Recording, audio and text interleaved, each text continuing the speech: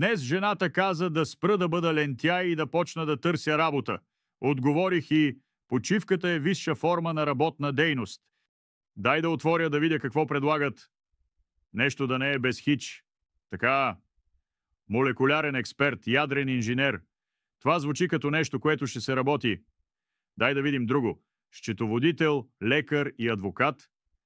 Тук нещо за НАП ми пише. Енергото. Търсят телефонни оператори. Айде да намерят, че и без това не ми вдигат вече. Ей го, това е моята страница. Кранист, багерист, шлосер, плочкаджия. Бояджия. Чекай да ги видя какво предлагат. Ало, бояджия ли търсите? Колко пари давате? За тея пари може да дойдете да ми боядисате мазилката в мазата. Ало, търсите строителен инженер ли? Дали съм инженер? Разбира се, правил съм стотици планове за облицовка на панели. Ало, куфражистите, обекта къде е?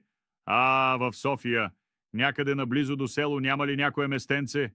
Ало, енергото ли е? Да ви напече слънцето на сянка дано. И ми дайте номера на В и като, че и на тях имам да се обяснявам. Каква е тая обява? Заплата 2000 лева и то близо до нас. Длъжност. И т. Обява за работа за и т. Я да врътна едно телефонче. Ало? И т ли е? Тука за една обява, верно ли давате 2000 лева на месец? Без бонусите. И ваучери за храна. Охо, идвам. Разбира се, че имам образование всякакво. Всичко мога да правя. Да, и ти правя. Много съм добър. Хора, отиваме да видим. Това чудо какво е? На пръв поглед изглежда като за мен луксозно. Хе. Здравейте! Радвам се, че приехте поканата ни да дойдете за интервю. Какъв опит имате с мрежовата инфраструктура? Мрежи ли? Оградата ли имаш предвид? Да тя ми е мрежова. Онзи ден и правих заварка. Да ви питам нещо за протоколи, IP адреси? Улица Балкантон 8-3, най-лявата къща към края на селото до фурната. Иначе ме търси и в града, ама само от понеделник до петък. Как се справяте с DevOps практики? Моята практика ми е CD. Симентирам, изливам, доливам и изпивам. Ясно.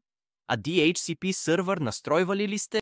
Само антени, моето момче, като напраска един дъжд и се качваш да настройваш антената. Ама ти тея работи така, като те гледам, ги не знаеш. Въобще ползвали сте някога някаква програма? Разбира се. Първа, втора и трета програма, най-редовно. Нещо дигиталено, което сте правили? Превъртах с моли в касетките на касетофона. Брои ли се? Ние ползваме таблети тука. Какви таблетки ползвате? Млади хора сте. От сега, ако почнете с тия таблетки... Нещо за сигурността?